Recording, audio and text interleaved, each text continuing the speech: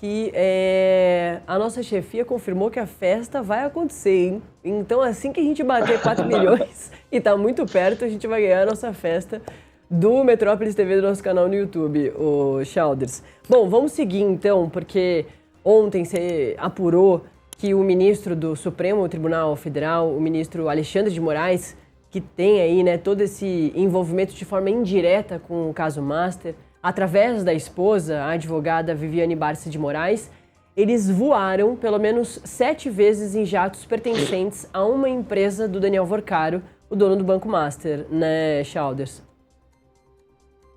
Pois é, foram 7 voos em jatos, né, executivos da empresa Prime que é uma empresa de compra compartilhada de bens de luxo, e mais uma vez num jato pertencente, assim, que tinha como um dos sócios o Fabiano Zetter, o cunhado do Daniel Vorcaro.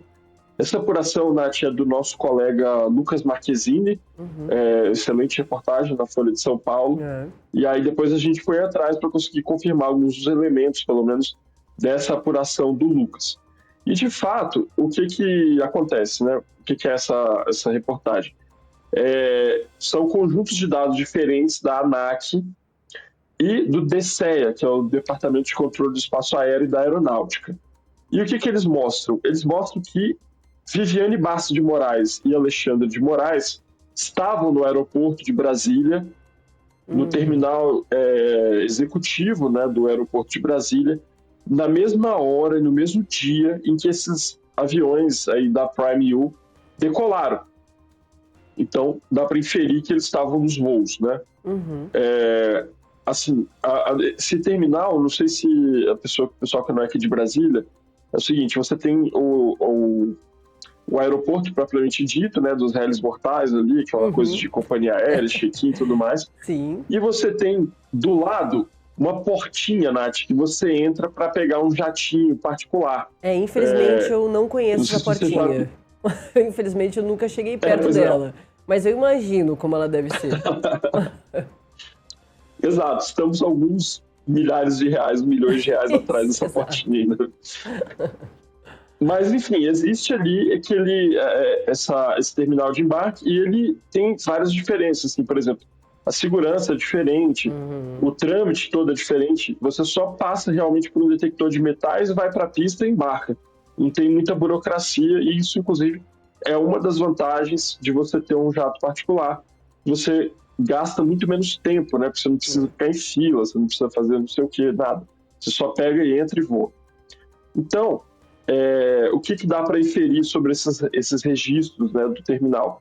Que Alexandre de Moraes e a Viviane Barça voaram nos aviões dessa Prime U, né? Essa empresa, ela é uma companhia que ela faz o seguinte: ela compra bens de luxo e divide essa propriedade entre diferentes sócios.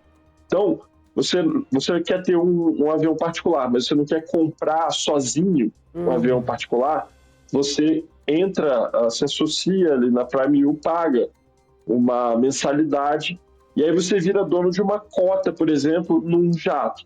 E aí você tem o direito de usar esse bem, evidentemente você tem que agendar e tal, mas é muito mais barato, muito mais cômodo do que você comprar sozinho um jato particular. E a empresa fazia isso além de jatos, fazia isso também com casas de veraneio em Angra dos Reis, fazia isso com iates, enfim, todos esses itens dispensáveis aí para um estilo de vida elegante, né? Então, é isso que a Folha mostrou. Alexandre de Moraes negou ontem peremptoriamente, disse que isso era uma ilação, né? Que nunca aconteceu. A mulher dele não negou. Isso é engraçado, porque são contraditórias as notas da Viviane Barça de Moraes e do Alexandre, né? Alexandre negou peremptoriamente e disse que nunca voou. Já a Viviane Barça de Moraes publicou uma nota, né, do escritório Barça de Moraes, dizendo que ela contratava várias operadoras de táxi aéreo, entre elas a Prime U. E aí que é por isso que ela teria feito esses voos. Então, note que tem uma contradição aí entre o que a Viviane diz e o que a Alexandre diz. Eu acho que não deu tempo entre eles de conversar entre si, né, para poder acertar aí as versões.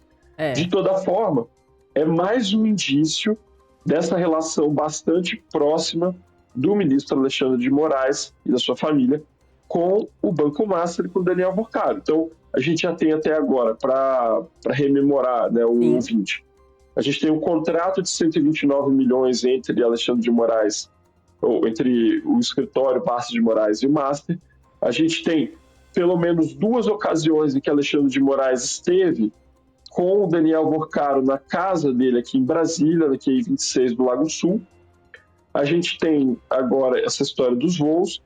A gente tem, enfim, uma miríade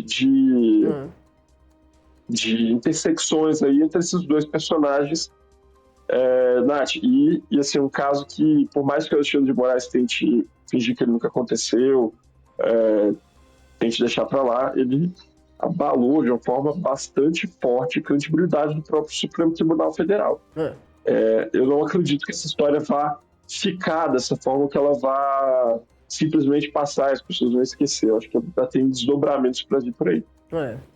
E vocês mesmos da coluna da Andresa Matais já tinham trazido também outras informações sobre o ministro Alexandre de Moraes, sobre o escritório Bastos de Moraes, mas principalmente sobre a história do outro ministro do Supremo Tribunal Federal, o Dias Toffoli, que estava à frente, né, da relatoria do caso Master lá no Supremo. A situação ficou insustentável, porque depois de muito tempo da gente aqui no Metrópolis trazendo o quanto existia uma relação de negócios entre Dias Toffoli, a empresa dele com os irmãos, com o Resort Itaiaia, com o fundo ali que era do Fabiano Zettel, o cunhado do Daniel Vorcaro, que depois, na terceira fase da Operação Compliance Zero, que investiga o Banco Master, coloca ali como essa segunda pessoa desse grupo organizado, criminoso, liderado pelo Daniel Vorcaro. Então, o Fabiano Zettel é uma pessoa muito importante no organograma ali do crime, do caso do Banco Master, ou dos crimes, que teria comprado esse fundo do Resort Itaiaia. Muito tempo depois, o Dias Toffoli vem e assume que sim, foi sócio do Resort Itaiaia e da Maridit ali. A coluna também está muito em cima dessa história. Claro, isso já passou. A situação ali do Dias Toffoli ficou um pouco mais fria, porque ele saiu da relatoria, mas é sempre muito importante da gente estar em cima dessa história, né, da relação ali dos ministros do STF com casos tão emblemáticos que eles estão julgando, né, Chalders, justamente por isso. Porque mesmo não estando na relatoria, em algum momento eles podem precisar julgar algumas questões ali do caso e propriamente as pessoas que estão sendo investigadas lá no futuro. Então não dá para ter relação tão posta, né, tão clara, tão concreta como o jornalismo tem feito em relação a essa história toda. Exatamente.